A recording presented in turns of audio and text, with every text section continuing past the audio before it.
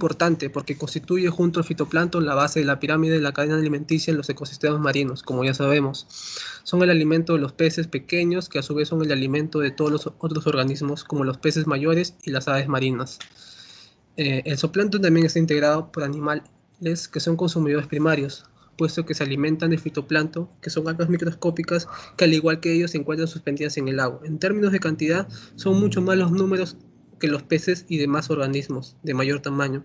Cabe recalcar que también el fitoplancton es el que genera la mayor cantidad de oxígeno en el planeta, y los principales componentes de zooplancton son bacterias, nidarios, radiolarios, foramíferos, rotíferos, crustáceos y larvas de peces. El zooplancton también se clasifica por su tamaño. Puede ser protozooplancton y metazooplancton. El primero compone la parte del microplancton y la segunda son partes de mesoplancton, macroplancton y megaplancton.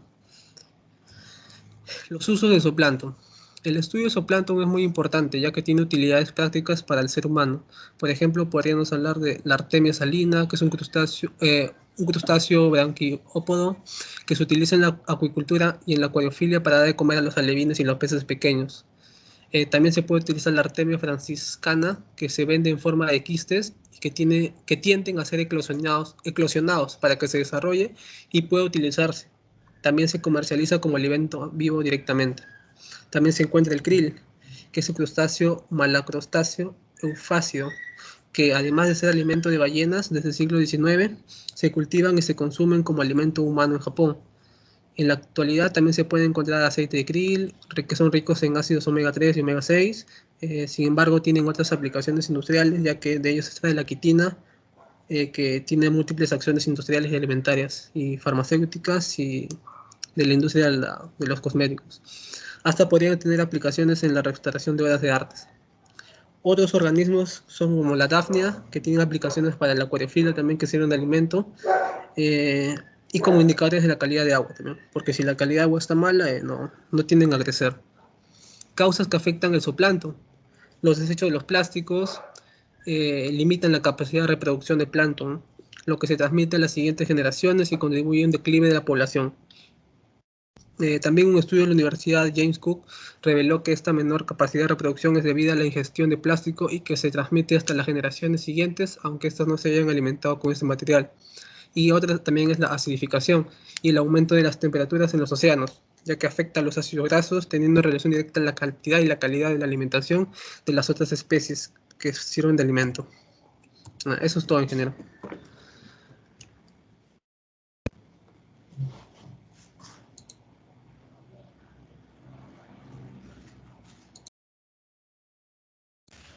¿Quién continúa? No, solamente yo expuse, ingeniero.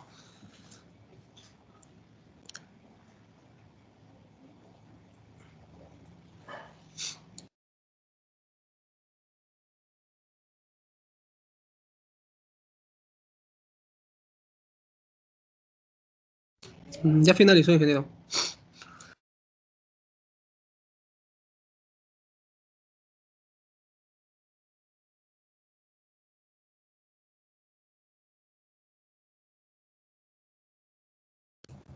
Adelante, Olivera.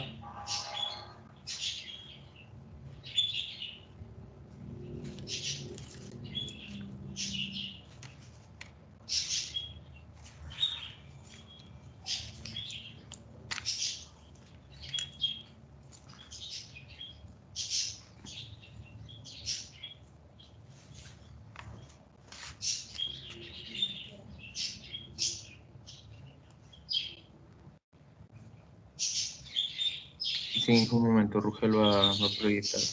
Ya, de acuerdo.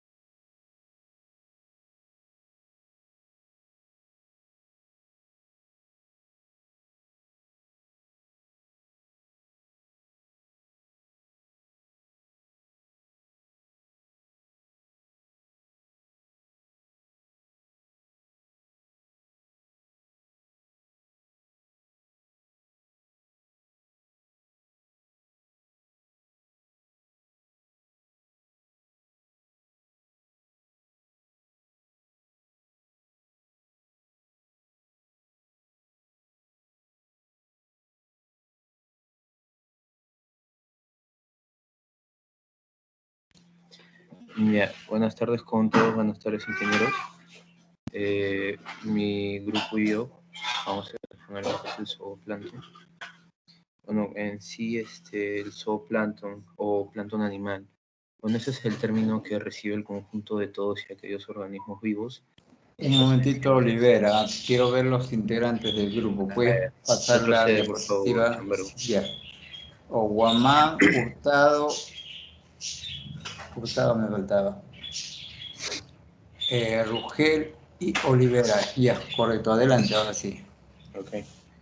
Bueno, el zooplancton o plancton animal, este término recibe el conjunto de todos los organismos vivos pertenecientes al reino animal que flotan de forma errante, que pueden estar dentro de los 200 primeros metros de profundidad de muchos de los ecosistemas acuáticos del planeta.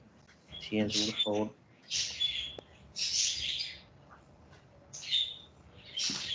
Las características, bueno, bueno, en general estos animales que constituyen el zooplancton suelen ser principalmente de tamaño microscópico y junto con el fitoplancton o el plancton vegetal llenan de vida en suspensión las aguas dulces y saladas también de los ecosistemas acuáticos. Otra característica es que los organismos que forman el zooplancton son heterótrofos alimentándose de productores primarios, tales como el fitoplancton, así como de otros animales componentes del zooplancton y otros microorganismos en suspensión también, como las bacterias descomponedoras y residuos orgánicos. Una tercera característica es que tienen altas tasas de crecimiento y periodos de vida cortos. Otra es que el zooplancton es considerado uno de los componentes imprescindibles de las comunidades biológicas de todos los sistemas acuáticos, ocupando el puesto de consumidor primario en las cadenas tróficas y siendo el eslabón que une los organismos autótrofos de productores, que viene a ser el fitoplancton, con los consumidores secundarios también, que vienen a ser los peces, los mamíferos, algunas aves y todo tipo de invertebrados también. La última característica es que está presente tanto en ecosistemas acuáticos de mar abierto, mares y llanos del mundo, como en ecosistemas lénticos también de agua dulce, lagos, lagunas, etc. Le doy paso a mi compañero.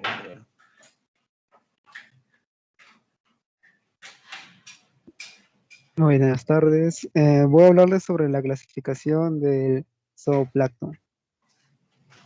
El zooplancton se clasifica según el tamaño. Como acá tenemos el protozooplancton, es la parte que va a abarcar el microplancton.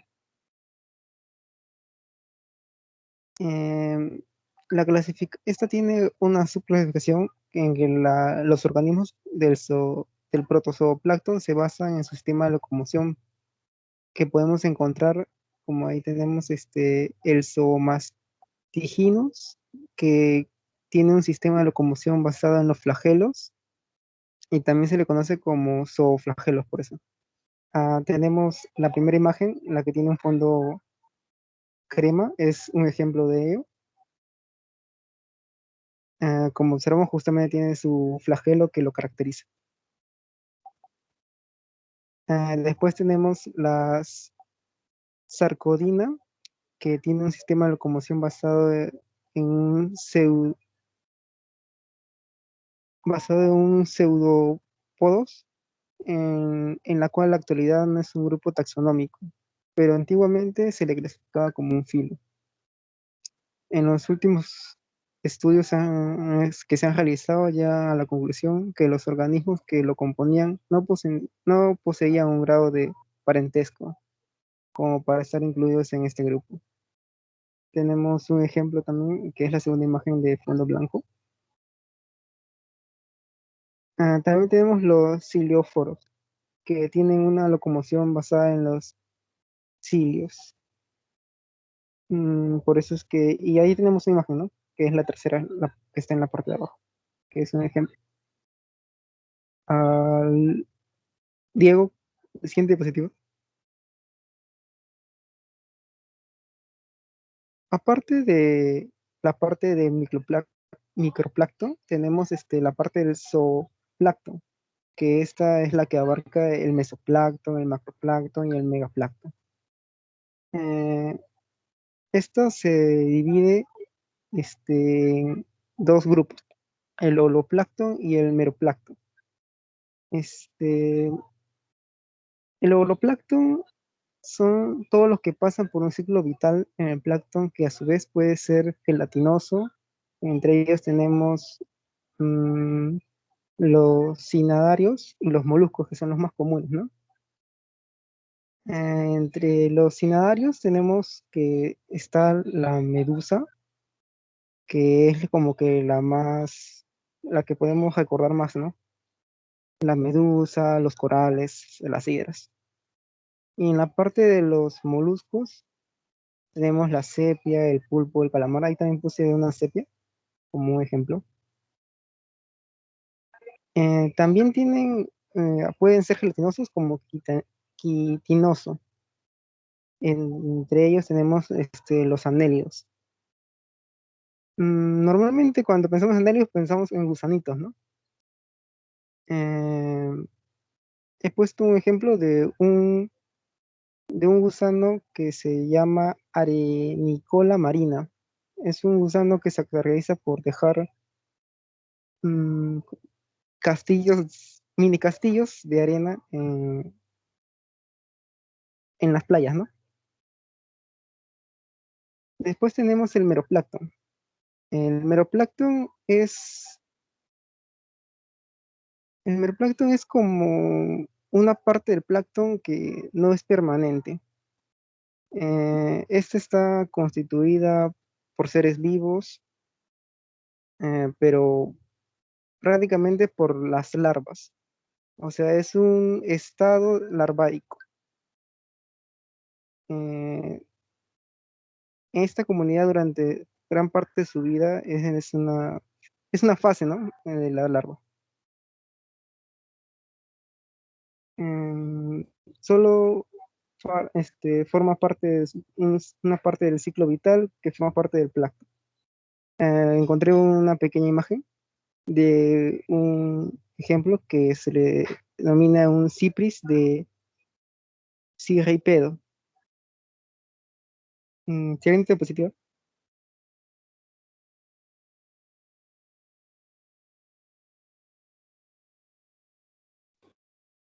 Buenas tardes. Le doy el pase a mi compañero Rogel. Sí, ¿qué tal? Buenas tardes, ingeniero. Muy buenas tardes, compañeros. Voy a exponer lo que corresponde a muestreo de zooplancton. En primera instancia, los equipos y materiales que se utilizan para el muestreo, claramente es la protección personal, que consta de las botas, guantes de látex y el chaleco salvavidas. Bueno, sí, solo sí, el muestreo se hace desde una embarcación. Luego procedemos a la colecta de muestras, los materiales para la colecta de muestras, que corresponde a un dispositivo GPS, una ficha de campo, lápices y marcadores de tinta indeleble, etiquetas de papel resistente al agua, frascos de 50, 100 y 200 mililitros para las muestras, baldes de 5 litros de capacidad y redes de plancton, que que son de material Nital de 6 micrómetros, perdón, 60 micrómetros a 60 micrómetros de abertura de poro.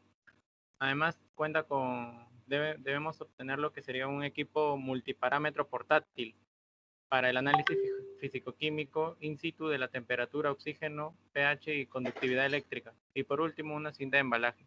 Y por último, los reactivos, que corresponde a un formol de de entre 4 o 5 porcentaje de pureza. Siguiente.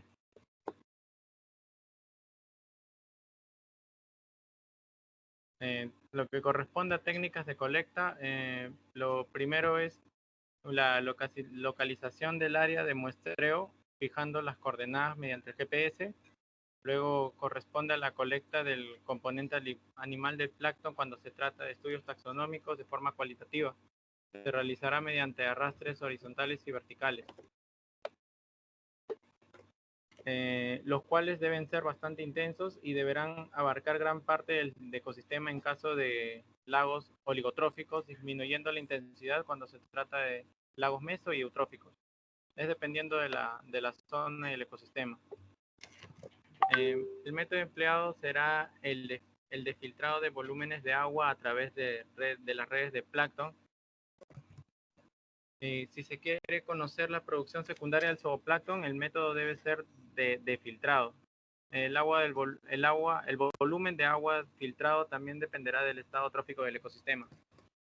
Asimismo, también pasamos a lo que es la colecta de muestras. Se deberán medir algunos parámetros físico-químicos como la transparencia, temperatura, conductividad eléctrica y el pH, pues constituyen datos importantes que servirán en la interpretación de resultados. La preservación de las muestras del zooplancton se realizan empleando una solución de formol al 4%. Y luego procedemos al etiquetado de muestras. Siguiente, por favor. Las muestras cuantitativas. En primera instancia, hacemos mención que es realizada estadísticamente.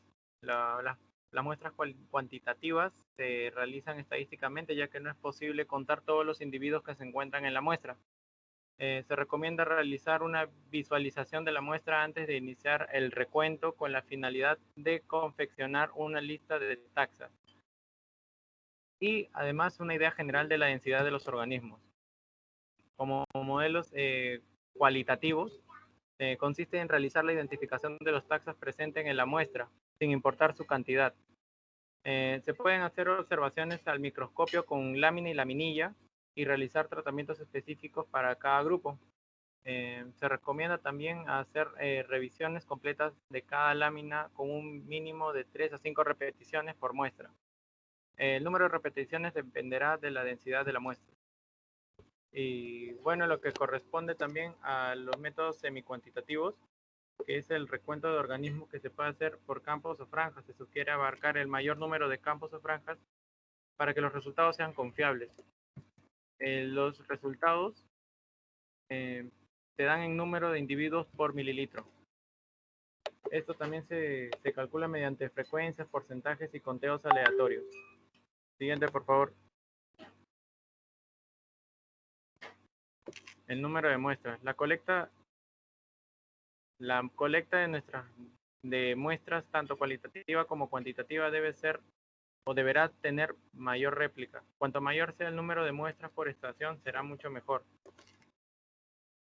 Asimismo, también tenemos lo que corresponde al periodo de muestra, y esto estará sujeto a la finalidad del estudio, si para estudios taxonómicos, para monitoreos o para productividad primaria, que es la más importante, la productividad primaria. Siguiente, por favor. La preservación de muestras. Son de gran utilidad para la observación e identificación de fitoflagelados. Las muestras colectadas deberán ser mantenidas en refrigeración a 4 grados Celsius y en lugares sin luz y en frascos color ámbar. Sobre todo deben estar conservadas solo por un espacio de 12 horas. Y más que nada también tenemos las muestras preservadas, que, bueno, básicamente los preservantes más utilizados, como le comenté, es el formol de 4 a 5 grados, porcentaje, así como la solución del Lugol al 1%. Una vez colectada la muestra, esta se vierte en un frasco por lo general de 200 mililitros, el cual deberá ser llenado con una muestra de hasta 3/4 partes. Posteriormente, añadir el preservante hasta completar el volumen del agua total. Agitar la muestra y homogeneizar para evitar el enquistamiento de algunos organismos. Se recomienda que las muestras fijadas se guarden en lugares frescos y protegidos a la luz.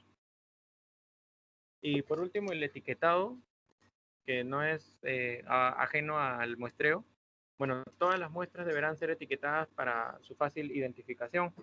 El papel de las etiquetas deberá ser especial y resistente al agua, ya que se colocarán dentro del frasco que contiene la muestra. Usar lápiz para anotar con letras legibles, de letra imprenta, con códigos de procedencia, colector, fecha y hora exacta, el tipo de muestra y el método de colecta. Estos datos también serán anotados en la libreta de campo y el código de muestra será el enlace servirá de enlace en la base de datos de acuerdo al tipo de estudio. Y por último, proceder al cierre hermético y protección adecuada. Sellar con cinta adhesiva cada una de las muestras para su transporte. Siguiente, por favor. Muy bien, le doy pase a mi compañero. Muchas gracias. ¿Ingeniero, me escucha? Sí, adelante. Ya. A mí me tocó la parte de identificación.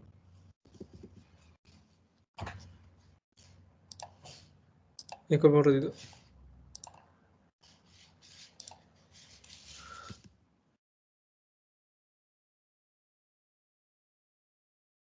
Bueno, en identificación de zooplancton tenemos los equipos y materiales de laboratorio, que sería un microscopio compuesto equipado con oculares de 10 o 12.5 y objetivos de 10, 40 y 100. Una cámara digital acoplada al microscopio, láminas y laminillas de 22 por 40 y 22 por 22.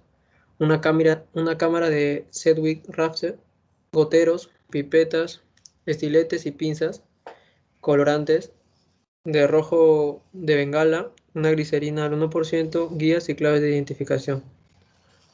Para la técnica del análisis de la identificación de zooplancton tenemos el análisis cualitativo, cuantitativo y semicuantitativo. En el análisis cualitativo consiste en realizar una identificación de los organismos presentes en la muestra sin importar su cantidad. Se pueden hacer observaciones al microscopio con laminillas. Se recomienda hacer revisiones completas de cada lámina con un mínimo de 3 a 5 repeticiones por muestra. En el análisis cuantitativo previamente se recomienda realizar una visualización de la muestra antes de iniciar el recuento, con la finalidad de confeccionar una lista de los organismos presentes en la muestra y tener una idea general de la densidad de organismos. Para el recuento, se utiliza la placa o lámina de Sedgwick Rafter, cuyas dimensiones son de 5 centímetros de largo por 2 centímetros de ancho y un milímetro de altura, con capacidad para 1 mililitro de muestra. El recuento de organismos puede hacerse por campos o por franjas, y en el caso de muestras para escasas, el conteo debe ser total. Los resultados se dan en número de individuos por mililitro. En el análisis semicuantitativo se aplica cuando no se necesita conocer el número exacto de organismos. Se realiza una identificación de la especie y se puede utilizar escalas de abundancia relativa en porcentaje, frecuencia relativa o porcentual, en base a un conteo aleatorio o a un estimado en el campo visual de por lo menos 3 a 5 láminas. Muchas gracias, le doy paso a mi compañera Mireille. Buenas tardes, ingeniero. Bueno, para poder culminar ya con la exposición, me ha tocado exponer sobre lo que es el aseguramiento de la calidad. Bueno, para saber un poquito más qué es el aseguramiento de la calidad, bueno, es un conjunto de actividades planificadas y sistemáticas que van a ser aplicadas en un sistema de gestión de la calidad para que, bueno, los requisitos de calidad, en este caso del zooplancton, sean los determinados.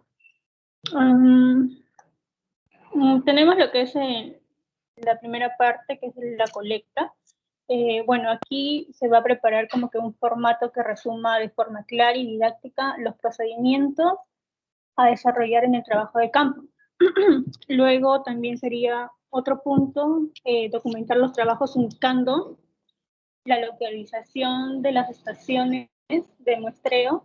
En este caso serían, por ejemplo, las coordenadas de GPS, la profundidad del disco, FECHI, el tipo de muestra, los datos físico-químicos que deben ser totalmente fiables. Como tercer punto sería el asegurar la correcta conservación de las muestras para ser identificadas y para los análisis de los pigmentos. En este caso, los pigmentos serían la clorofila A. Luego tenemos el siguiente inciso, que sería la identificación y el análisis de la muestra. Para esto tenemos, por ejemplo, redactar los métodos usados en laboratorio, incluyendo todos los pasos a seguir. También es necesario capacitar al personal en la aplicación correcta de cada procedimiento o uso de los equipos. Asimismo, también tenemos que tener como que un buen manejo, es decir, calibrar los equipos y los métodos de forma regular. También enviar muestras duplicadas para el análisis. En este caso, para el análisis está en el proceso de identificación y el recuento a lo que son los laboratorios externos, de ser posible a un especialista en taxonomía y recuento de platos. Bueno, esto es sobre platos. Luego, participar en pruebas de intercalibración y por último punto sería todos los resultados de las medidas efectuadas en el campo y de los análisis en laboratorio se van a confrontar para una identificación en el grado de correspondencia. Y bueno, eso sería todo, ingeniero. Gracias. Ok, muchas gracias a ustedes. Siguiente grupo, ¿quiénes son? Nuestro grupo Ingeniero, buenas tardes. A ver, me dice los integrantes. Santiago, ahorita va a proyectar mi compañera ingeniero. Ya, correcto. Adelante entonces.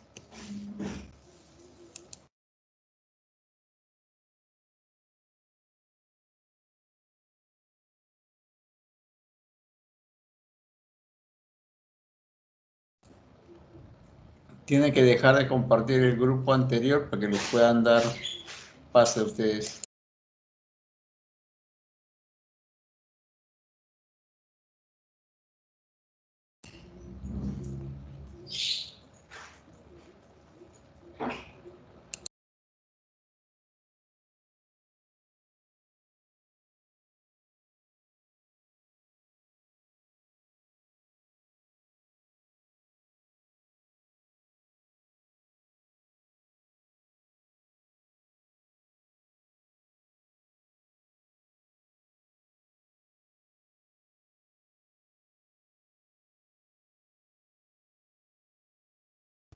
Ingeniero, buenas. ¿Se puede ver la pantalla? Sí se ve, pero ahorita has cambiado. Está la pantalla de tu PC ahí. Ya, ok. Aguilar, Borja, Corrales, Santiago y Zamora. Sí, ingeniero, buenas tardes. Bueno, vamos a hablar sobre el zooplancton. En este caso yo voy a hacer una breve introducción. Retornos al anterior, no he terminado de copiar los integrantes, un momentito. Aguilar, Borja, Corrales, Santiago y Zamora. Ya, adelante, ahora sí. Pero bueno, continuando, es un componente vital de las redes tróficas marinas y dulceacuícolas, donde se encuentran dos grupos principales, como sabemos, el fitoplancton y el zooplancton. En este caso nos vamos a centrar en el zooplancton, pero en general el plancton, algunos de estos organismos los podemos ver a simple vista, pero para ver la mayor parte de todos ellos necesitamos la ayuda de los microscopios. Bueno, se denomina zooplancton a la fracción de plancton constituida por seres que se alimentan por ingestión de materia orgánica ya elaborada. Está constituido por protozoos, es decir, protistas diversos, fagótrofos, que engloban el alimento fagocitándolo.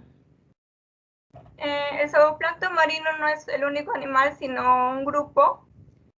Tienen dentro de ellos pequeños animales que constituyen bacterias, nidarios, radolarios, etcétera, como vemos aquí en las imágenes del costado. El zooplancton es muy importante porque constituye junto al fitoplancton la base de la pirámide alimenticia.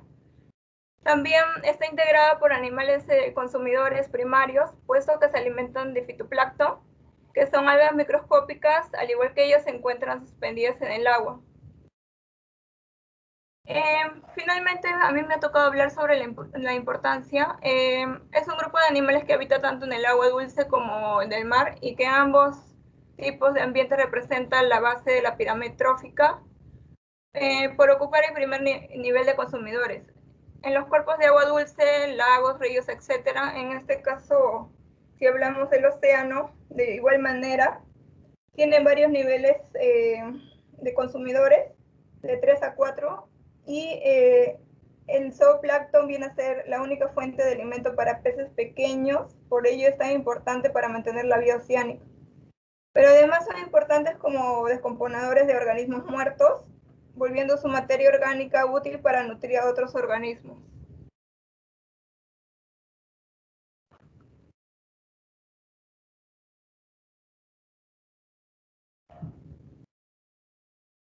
Bueno, continuando con la exposición, hablaré de la revisión de metodología. Como sabemos, el zooplancton es el componente animal del plancton y está conformado por organismos generalmente microscópicos y con movilidad limitada. Por lo general, el zooplancton se encuentra asociado al fitoplancton, pues la mayoría de estos organismos son filtradores. En el muestreo de zooplancton, antes de realizar el trabajo de campo, se debe recopilar información importante del sistema a estudiar. Es la clasificación del cuerpo de agua, el nombre del sistema, también datos hidrológicos disponibles, los cuales eventualmente influyen sobre la distribución del zooplancton. Los datos sobre la estratificación térmica y clima lumínico, los cuales influyen sobre la distribución vertical del zooplancton. También la información bibliográfica sobre el zooplancton y los métodos utilizados para toma de zooplancton. Y por último, el estado trófico del sistema caracterizando productividad y cantidad y calidad de algas, puesto que esto influye sobre la densidad y la distribución de zooplancton. Siguiente, por favor. En la recolección de muestras, debido a su pequeño tamaño, la colecta de rotíferos y ciliados siempre se debe muestrear con equipos que toman un determinado volumen de agua. Por ejemplo, las botellas de agua, los tubos de plástico de 1 a 2 metros, como también las botellas muestreadores, las bombas de succión, redes, tubos de plástico, trampas. Y el procedimiento de muestreo se hace en 3 pasos. Primero es la selección de estaciones de muestreo del lugar. El segundo es el periodo y frecuencias del muestreo. Depende del objetivo del muestreo. Y el tercero es la toma de muestras de zooplancton. En términos generales, para el muestreo de zooplancton se utilizan 2 aproximaciones, el muestreo cualitativo y el muestreo cuantitativo. Y siguiente, por favor. En los factores abióticos tenemos la temperatura, salinidad, turbidez, los metales, el dióxido de carbono y el nitrógeno. Cada uno de ellos tiene efectos en el zooplancton. Como la temperatura, su efecto es el cambio en la composición, la diversidad, riqueza, ciclo reproductivo y migraciones verticales. En la salinidad tenemos los cambios en la composición, la diversidad, igual lo mismo, pero en los ciclos reproductivos afecta el proceso de respiración y tasas de filtración de los organismos. En la turbidez, las migraciones verticales y la disponibilidad de alimento. En los metales, su efecto son los cambios en la composición, modificación de los ciclos reproductivos. El dióxido de carbono tiene el cambio en la composición, ciclos reproductivos que afectan la eclosión de los huevos y su desarrollo larval, y los procesos de calcificación. Y por último, en el nitrógeno tenemos el efecto de cambios en la actividad alimentaria, fecundidad, biomasa, abundancia y composición. Siguiente, por favor.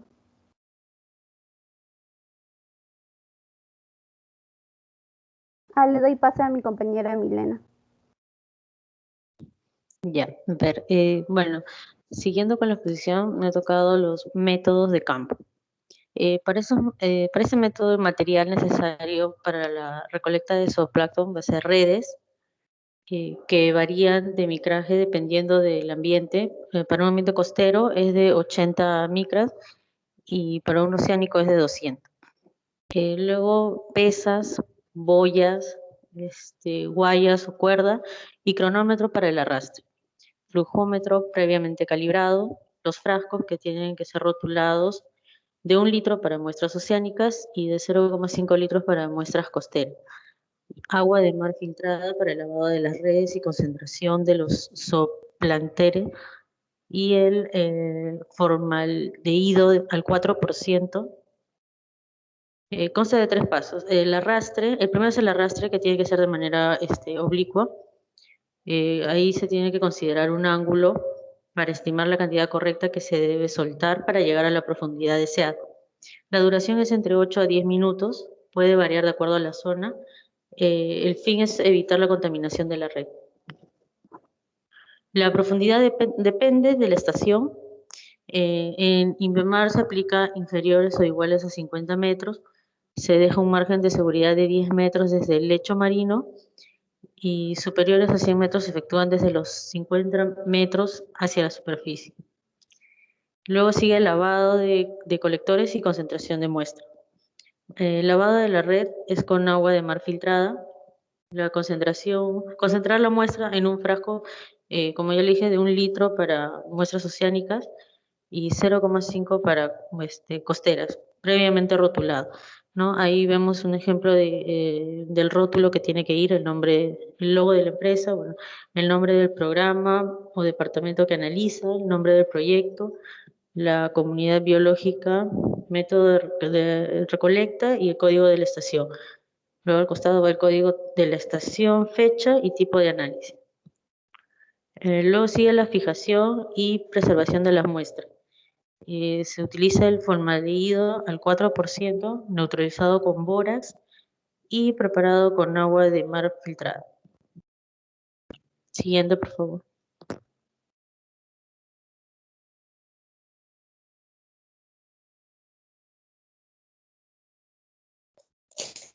Bien, para los métodos de laboratorio tenemos el primer punto, que es el análisis cuantitativo y cualitativo. Para ambos análisis igual, tenemos que calcular el volumen filtrado por la red. Claro, con el método de Boletowski, en el segundo punto, tenemos que dividir la muestra hasta obtener la masa adecuada para el conteo. Ojo que la muestra tiene que estar limpia y con la menor cantidad de materia orgánica. Y también tiene que ser guardada en un lugar con una temperatura no mayor a 25 grados y en un lugar donde no penetre tanto la luz, casi oscuro. En el tercer punto, se realiza el conteo y la identificación de los organismos mediante un microscopio o estereoscopio. Puede variar cualquiera de ellas. En el cuarto punto, se organizan los resultados de densidades. Pueden variar las cantidades de metros cúbicos. En la tabla, por ejemplo, podemos observar la familia, el tipo de familia que sería, y bueno, las estaciones, ¿no? Entonces, la nomenclatura taxonómica puede ser actualizada cada cierto tiempo. Siguiente, por favor. En las biomasas, sin embargo, se puede apreciar que usan el método volumétrico o gravimétrico.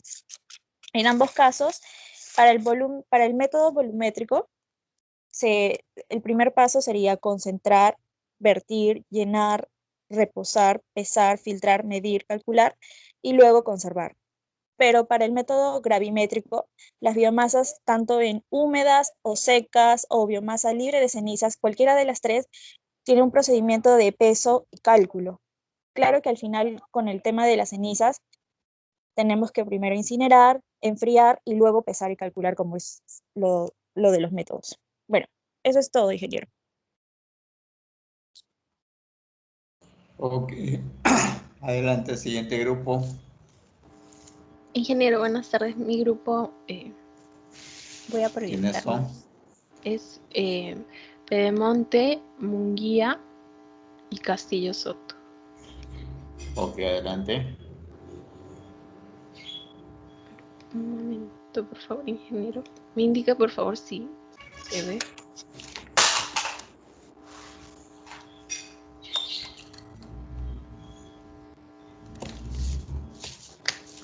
Ya está en pantalla. Bien, gracias, ingeniero.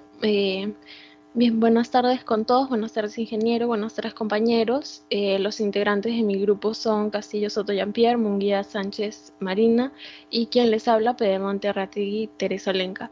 Hoy vamos a hablar sobre el zooplancton. Bueno, pero primero debemos saber qué es el zooplancton. Este está constituido por organismos heterótrofos que en su gran mayoría son microscópicos y tienen una débil o nula capacidad de desplazamiento. Son considerados de gran importancia trófica debido a que son el principal nexo para la transformación y transferencia de la energía producida por el fitoplancton mediante la fotosíntesis a niveles superiores como los peces pelágicos.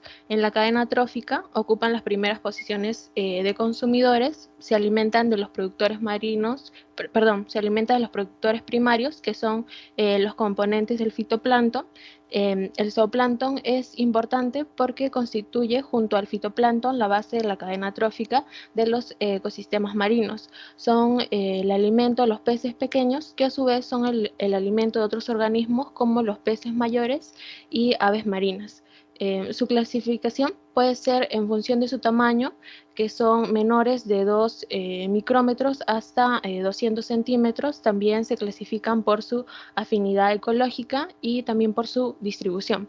Sin embargo, una de las categorizaciones más relevantes se basa en su desarrollo, dividiéndolos en holoplanctónicos, que quiere decir que todo su ciclo biológico está en el plancton, y los meroplanctónicos, solo sus primeras etapas de vida suceden en el plancton para luego integrarse al nécton o al bentos. En los grupos taxonómicos, los integrantes del holoplancton o plancton permanente, que se caractericen por cumplir todo su ciclo biológico en el plancton, están integrados por los protozoarios, que en ellos tenemos los foraminíferos, los radiolarios, los ciliados y los cintínidos. Y en los pluricelulares tenemos a las medusas, a los copépodos, a los eufásidos y a los sifonóforos. En los integrantes del meroplancton o plancton temporal, que se caracterizan por cumplir todo su ciclo biológico en el plancton, que se caracterizan por estar solamente en etapas tempranas de su ciclo de vida y luego forman parte, al crecer, se integran al benton o al nécton, como por ejemplo son las larvas de los invertebrados, la trocófora de moluscos y poliquetos, las larvas de los moluscos, que son el belíger, las larvas del crustáceo, que por ejemplo son el nauplio, zoea, megalopa, y las larvas del equinodermo, que es un ejemplo, el pluteus. En las técnicas de muestreo para el zooplancton tenemos los materiales para la colecta de muestras, que son los frascos de 50, 100 y 200 mililitros para muestras, la red de muestreo, el flujómetro, las etiquetas de papel resistente al agua, también el formaldehído del 4 al 5%, y también un equipo multiparámetro portátil para el análisis físico-químico, como es la temperatura, el oxígeno disuelto, pH, la conductividad eléctrica, y también lápices y marcadores de tinta indeleble, así como abrazaderas y también baldes de 5 litros de capacidad aproximadamente. En lo que son implementos de protección personal están los guantes, el chaleco, salvavidas y también las mascarillas. Los criterios para la elaboración de fichas de muestreo: tenemos a los datos de campo, los puntos de muestreo, el lugar de muestreo. También debemos tomar en cuenta los datos de la muestra, la identificación, la preservación, la fecha y hora de muestreo, el tipo de muestra, los parámetros de análisis, los métodos de muestreo, los datos del muestrador, la fecha de ingreso al laboratorio, y también las observaciones. Se debe tener en cuenta las condiciones del mar.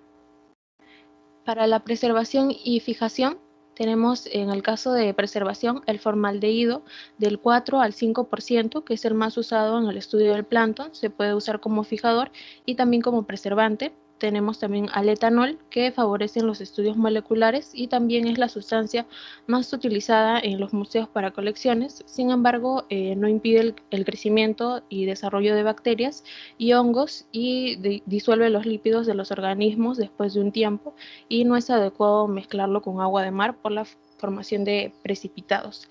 En el caso de fijación, también se utiliza formaldehído del 4 al 5% y el etanol a 70%, y también el isopropanol al 40%, que es costoso y también forma precipitados con el agua de mar. Y también la glicerina, que evita la contracción de organismos, secado del material y permite la retención de los colores de algunos ejemplares del zooplancton. En la toma de muestra, para tener la elección de la toma de muestra, tenemos el tipo y tamaño de zooplancton, que por ejemplo puede ser microplancton, mesoplancton, macroplancton, megaloplancton, y también debemos tener en cuenta el tipo de estudio, distribución, productividad, entre otros, y también la masa de agua a investigar. Entre los métodos de colección hay 3 importantes métodos para la colección de zooplancton. El primero es las botellas o muestras de agua o las botellas Niskin, que constan de estructuras cilíndricas en PVC o acero inoxidable. Este método es usado principalmente para colectar microzooplancton, en especial de muestreo cuantitativo. Las ventajas que ofrece las botellas Niskin es que permiten obtener un volumen exacto de agua, facilidad al maniobrar, obtención de muestras pequeñas y profundas, y tiene la posibilidad de incorporar sistemas simples para la operación de varios aparatos en serie. Y una de sus desventajas es que el volumen de agua es pequeño y no se recolectan algunos ejemplares de zooplancton. En el caso de bombas de succión, consta de un sistema de bombeo, también un sistema de filtración, concentrado o separador, y las ventajas son que dependiendo del acople del sistema se pueden medir las variables físico-químicas de interés simultáneamente con la toma de la muestra de zooplancton. También facilita obtener una cantidad de agua exacta, puede ser apropiada para el estudio y recolecta de grupos específicos del zooplancton, y una de las desventajas es que no es apropiado para la recolecta de zooplancton de los estratos más profundos, porque se obtiene un menor volumen por unidad de tiempo en comparación con las redes, y con sistemas de bombeo de gran capacidad se pueden presentar problemas a realizar maniobras en una embarcación en movimiento.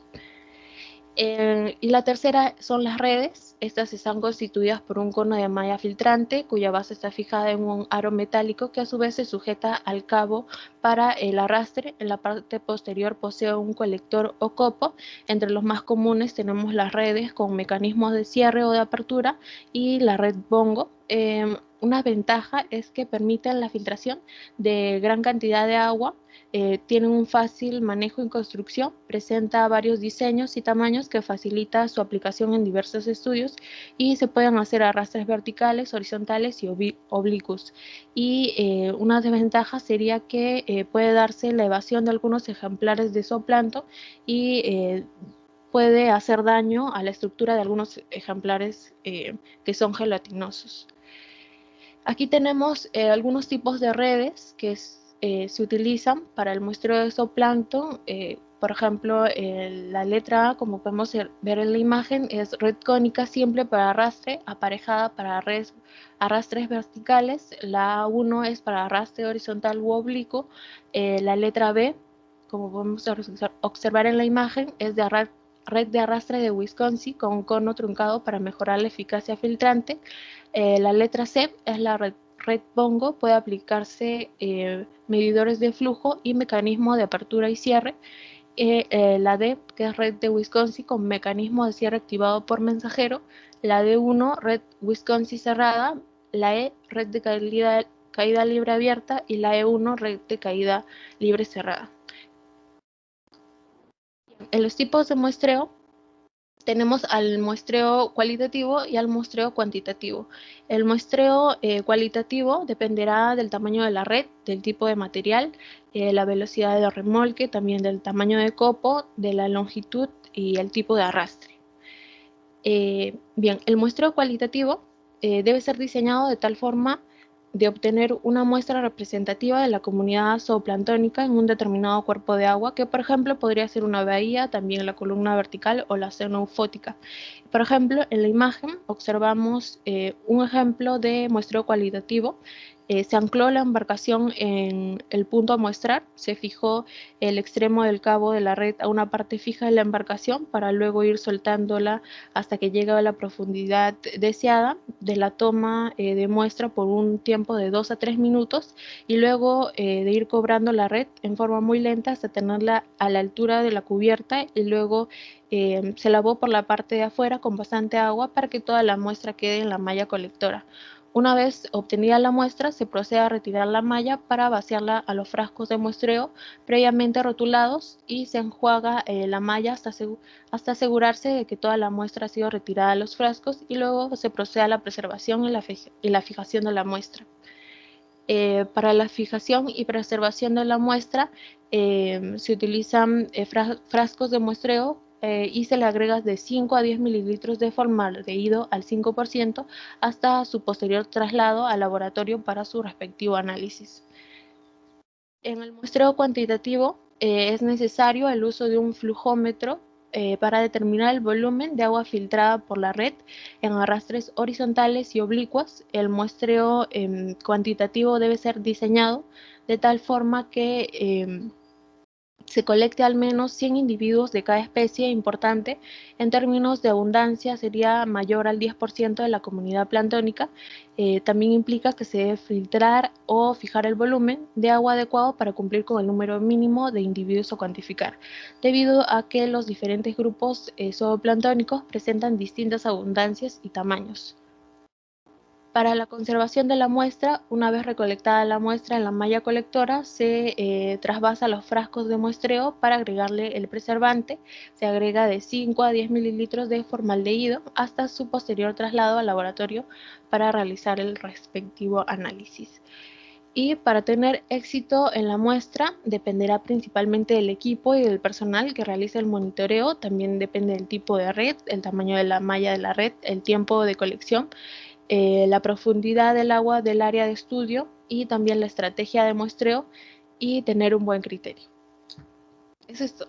Gracias. Muchas gracias. Ok, el siguiente grupo, creo que es el último, o falta alguien más. Yo, ingeniero, un momento, por favor. Ya, ok.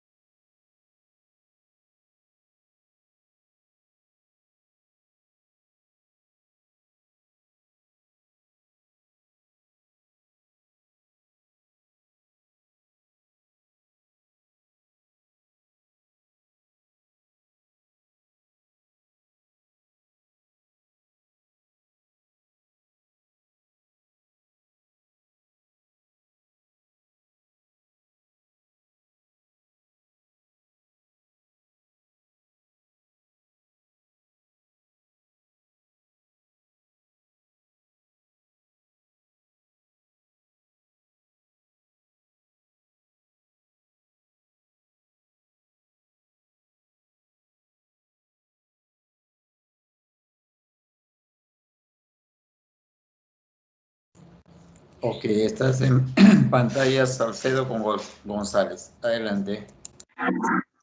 Muchas gracias. Buenas tardes, ingeniero. Buenas tardes, compañeros.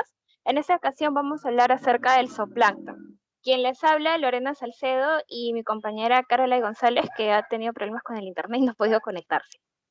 Siguiente diapositiva, por favor. El zooplancton son organismos heterótrofos. ¿Qué es un organismo heterótrofo? Es aquel organismo incapaz de elaborar su propia materia orgánica a partir de sustancias inorgánicas y por lo tanto se nutre de sustancias elaboradas por otros seres vivos.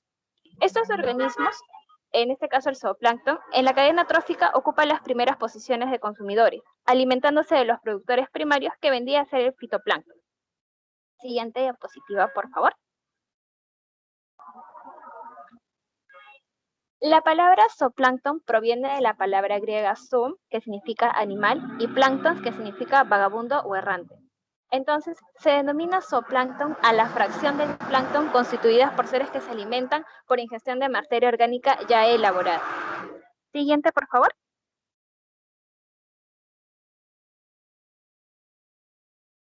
¿Qué organismos componen principalmente el zooplancton? Protozoos, rotíferos, crustáceos, larvas de peces, larvas de anélidos, artrópodos marinos, entre otros. Siguiente, por favor. Como especies representativas tenemos las que podemos ver en pantalla, Talitro saltador, Acelus acuáticos, y en este caso podríamos hacer énfasis en el krill. El krill es un tipo de crustáceo malacostráceo. ¿Qué es eso? Es una subclase de crustáceos que cuentan con el cuerpo dividido en 20 segmentos, de los cuales 7 corresponden al abdomen. Entonces, el krill, además de ser el principal alimento para las ballenas, han sido cultivados y actualmente se consumen como un alimento para personas en Japón. Siguiente diapositiva, por favor. El zooplancton se divide en diferentes tipos de animales. El holoplancton, que son los que pasan su ciclo de vida dentro del plancton, y el meroplancton, que incluyen los huevos, larvas y pequeños peces que se encuentran en su etapa de vida temprana en el plancton. Siguiente diapositiva, por favor. Según su tamaño, lo dividimos como protozooplancton.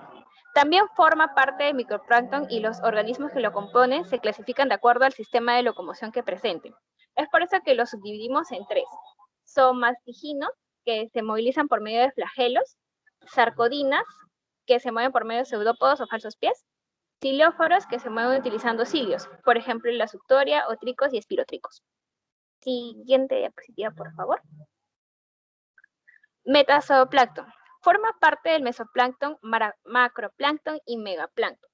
En esta categoría también existe una subclasificación que incluyen a los dos principales que estamos viendo en pantalla. El holoplancton, que viven en el plancton y pueden tener forma gelatinosa, como los moluscos y cordados. Y el meroplancton, que solo habitan una parte de su vida en el plancton. Siguiente diapositiva, por favor. La alimentación. El zooplancton se alimenta de fitoplancton y de organismos de pequeño tamaño como las diatomeas.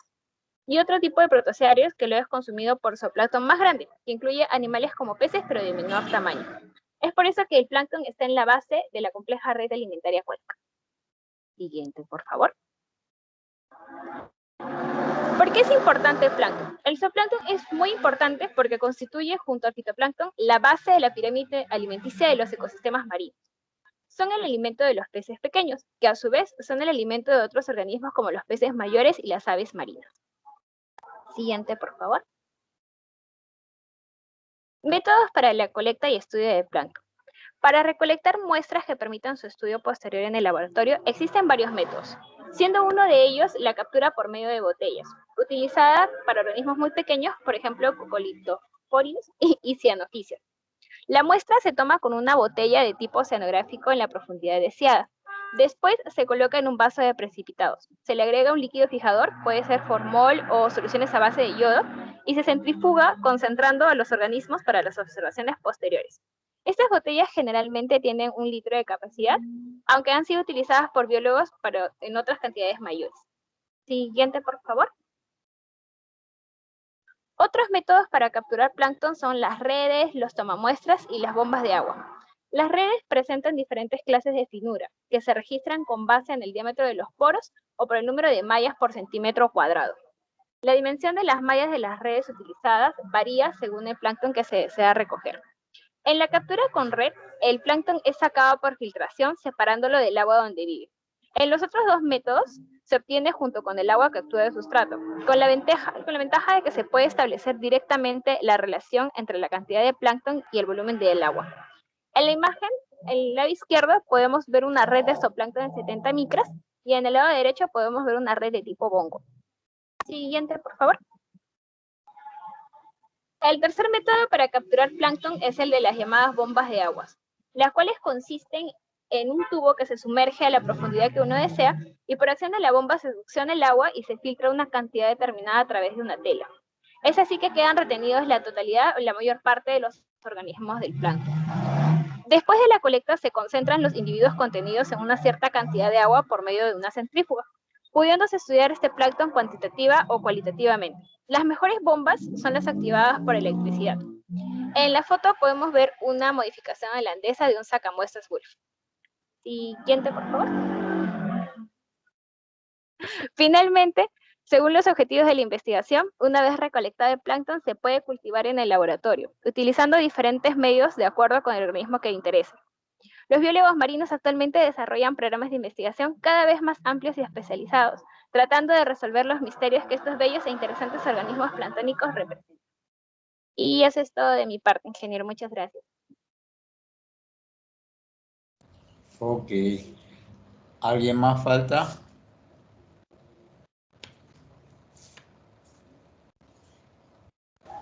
Sí, ingeniero. Adelante, Angulo. Y Villanueva. Angulo con Villanueva, ya. Sí. Adelante. Sí, voy a compartir un momentito.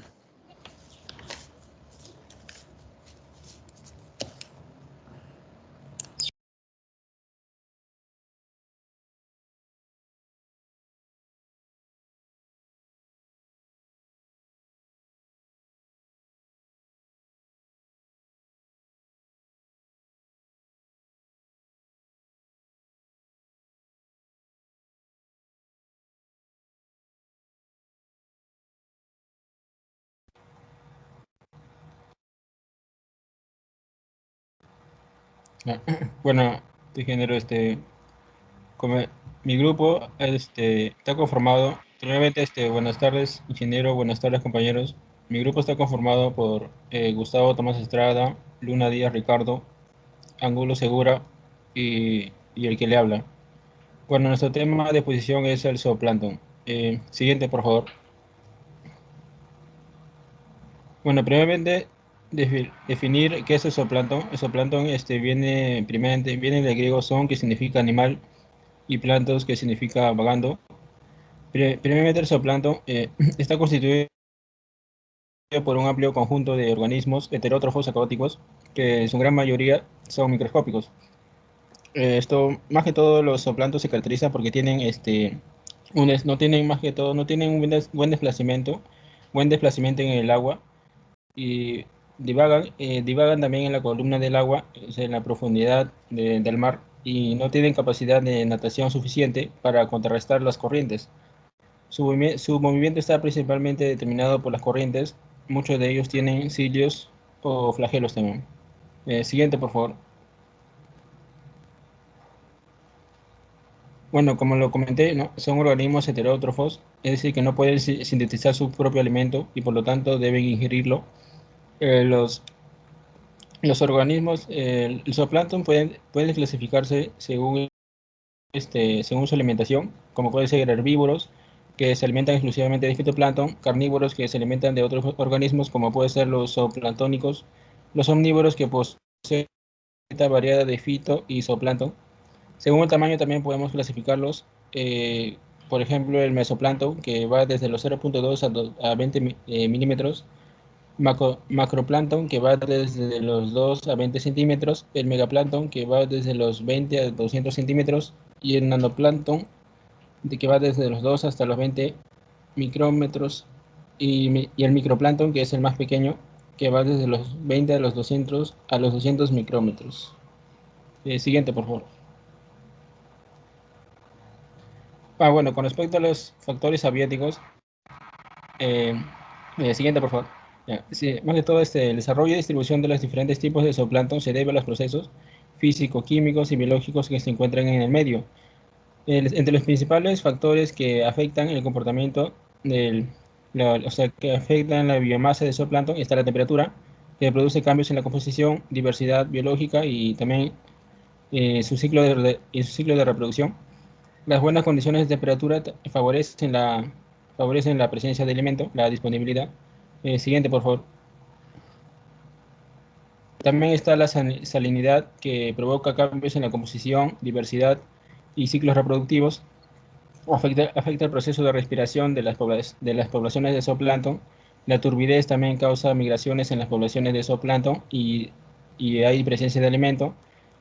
El CO2 también, también produce modificaciones en su ciclo reproductivo, afecta también la eclosión de sus huevos y desarrollo de larvas. También aumenta la calcificación en su comunidad. Y el nitrógeno, hay cambios, produce variaciones en su alimentación y fecundidad, afectando su biomasa y su abundancia principalmente, ¿no? Siguiente, por favor. Bueno, acá le paso a mi compañero Angulo, que va a explicar sobre los métodos, métodos de muestreo y métodos de laboratorio también.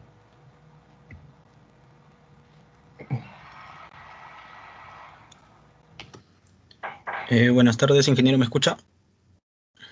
Sí, adelante. Entonces, existen 3 métodos principales para la recolección de muestras, que ya creo que todos los grupos lo han explicado. El primero es a través de botellas, el segundo es a través de bombas de succión, y el tercero es el más usado, creo yo, a través de las redes, ¿no? De estas redes cónicas para zooplancton. Entonces, ingeniero, no sé si me permite pasar esto, como ya he estado siendo repetitivo las exposiciones. Claro que sí, adelante, sigue. Redes. Ya, lo que yo quería aportar es acerca de algo distinto, que es la acústica del zooplancton. Comenzando por la pregunta, ¿no? ¿Por qué es importante la acústica del plancton, ¿no? Entonces, en la actualidad, la acústica es muy usada tanto para la pesquería como para el estudio ecosistémico, ¿no? De todas las especies y todo el medio marino. Entonces se ha descubierto que no solo se puede detectar peces o especies grandes, mamíferos, ¿no? Sino también se puede detectar zooplancton y de los mismos ecogramas con los que se detectaban los peces, ¿no? Entonces, en esta primera imagen de la izquierda tenemos un ecograma grabado de un barco de pesca con un umbral de menos 65 decibeles, ¿no? En donde se pueden ver pequeños ecos de peces en la parte superior en los primeros 50 metros, ¿no? Pero ¿qué pasaba cuando a este mismo ecograma se le subía el umbral a menos 90 decibeles? Entonces se dieron cuenta que había mucha más lectura que no se estaba percibiendo, ¿no? Entonces en el ecograma de la izquierda vemos que hay lectura de zooplancton, ¿no? Que se detecta a una frecuencia mucho más alta. Sin embargo, cuando uno tiene frecuencia más alta, el alcance de la longitud de la onda es menor, sin embargo hay una mayor resolución, ¿no? Y esto acá es bastante bueno, sí, un avance bastante grande para el estudio ecosistémico, ¿no? Y bueno, ¿por qué es importante? Porque el zooplancton sabemos que nos limita mucho la distribución de nuestra principal pesquería, ¿no? Que es la anchoveta. Está muy limitada, nos determina las ondas internas que la vemos aquí, ¿no? Una gran onda interna. Entonces, son estas cosas que se pueden percibir a través de la acústica del zooplancton. Entonces, sabemos que hay una gran variedad de vida en el mar. El plancton es poco importante económicamente, sin embargo, es el centro de la investigación ecológica actualmente, ¿no? Es, como lo mencionaban en exposiciones anteriores, es la fuente es la base de la pirámide, ¿no? De la cadena trófica, prácticamente es el que establece el control bottom-up, ¿no? El plancton produce ecos según las mismas leyes que rigen para otros animales, como los peces, mamíferos, pero los tamaños pequeños provocan sobreposiciones que parecen nubes en los ecogramas, ¿no? Justamente la parte azul, que cuando uno ve un ecograma no se puede detectar bien, sin embargo se trata del zooplancton, ¿no? Que hay mucha abundancia de zooplancton en la superficie. Recientemente se han alcanzado logros significativos de la detección e identificación de zooplancton, ¿no? Gracias a la multifrecuencia. Como le explicaba, ¿no? Si nosotros tenemos frecuencias más altas, vamos a tener mayor detección. Sin embargo, esto de acá limita el alcance del sonido, ¿no? Y para el plancton es mejor una alta frecuencia, aunque el alcance se reduce, ¿no? Justamente lo que les decía. El fitoplancton es un reflector acústico muy débil, lo cual en la actualidad todavía está en avances tecnológicos para ver si puede ser perceptible con sonido, ¿no? Sin embargo, aún no hay grandes hallazgos al respecto. Entonces acá hay un poco cómo se maneja el sonido con respecto a un contacto. Acá tenemos en la imagen inferior de la izquierda, que es cómo refleja el sonido como si que fuera un pez, ¿no? Esta parte gris se simula como si fuera un pez, porque el pez es es de mayor tamaño que la longitud de onda, ¿no?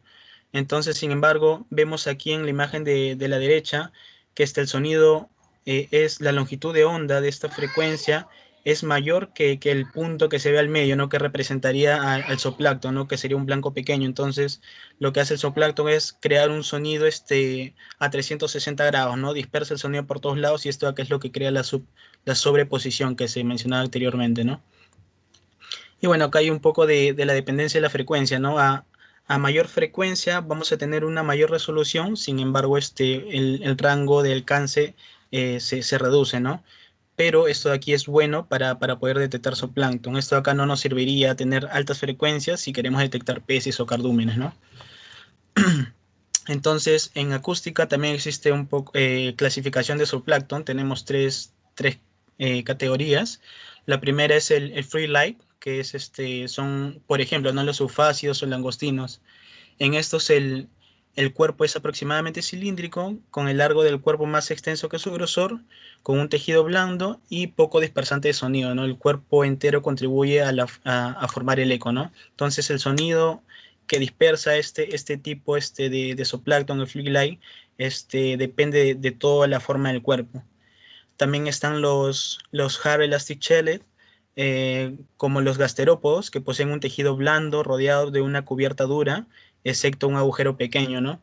Y el sonido proviene principalmente del órgano externo duro, ¿no? Que es el que refleja. Y una tercera clasificación son los Swearing, por ejemplo, los nidarios sinóforos, que poseen un cuerpo blando junto con una burbuja de gas, ¿no? Y es esta burbuja de gas la que provee un gran eco, ¿no? Tiene una fuerte reflectividad y lo que contribuye a que también pueda ser importante es la relación cuerpo-gas, ¿no? Si esta relación se aproxima a 1, entonces su capacidad de reflejar sonido va a ser mucho, mucho mayor. Y bueno, estos ecogramas tienen, más allá de una parte visual, tienen una gran importancia, ¿no? Se procesan mediante algoritmos que no son más que operaciones matemáticas, sumas y restas de ecogramas, ¿no? Acá hay un ejemplo, ¿no? Por ejemplo, nosotros tenemos 2 ecogramas a distintas frecuencias, 38 y 120 kHz, ¿no? Esto aquí se pasa por un algoritmo que, como le digo, son operaciones matemáticas que se hace a través del EcoView y podemos tener los tipos de zooplancton, ¿no? El Flick Light, el Blue Noise y también detectar peces, ¿no? A través de este algoritmo. Y esto aquí es importante, ¿no? Porque a través de estos ecogramas se pueden crear mapas de distribución, ¿no? Por ejemplo, en el caso aquí tenemos un ejemplo en el verano del 2005, la distribución, hay una variación dial del krill, ¿no? Cómo varía la distribución del día y la noche, ¿no? Y esto acá se hace, o bueno, se ha demostrado mediante métodos acústicos, ¿no? Y un aporte también es que actualmente ya hay una tecnología, ¿no? Que es un sistema de perfilador acústico multifrecuencia, en donde se puede detectar a través de parámetros y obviamente sonido, en la columna de agua, el zooplancton, ¿no? Entonces es una forma tecnológica mucho más certera con altas frecuencias que ya nos permite dar una mejor visión de lo que hay debajo del mar, ¿no? En la columna de agua. Bueno, eso sería todo, ingeniero.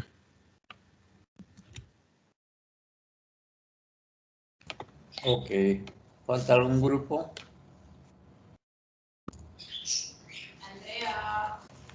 Bien, habiendo agotado ya con todos los participantes, voy a cerrar la sesión.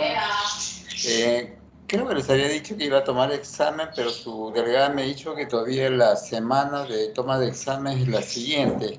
Voy a verificar y en cualquier caso voy a mandarles un comunicado a través de su delegada.